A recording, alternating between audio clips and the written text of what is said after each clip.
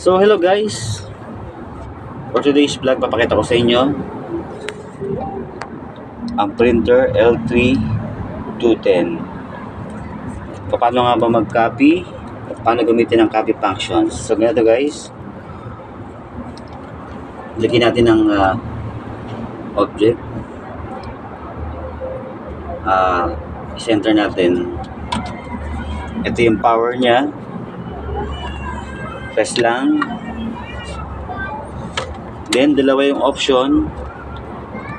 Pag itong button ang pindot mo or pinrest mo, sabihin colored ang output niyan. Ito naman, pag ito pinrest mo, black ang output niyan. So i-press natin ito kasi ang kailangan natin ay black.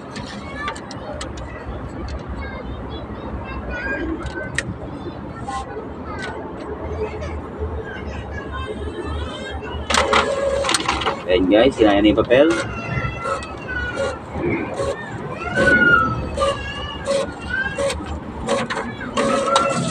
So ito guys, ang output niya black.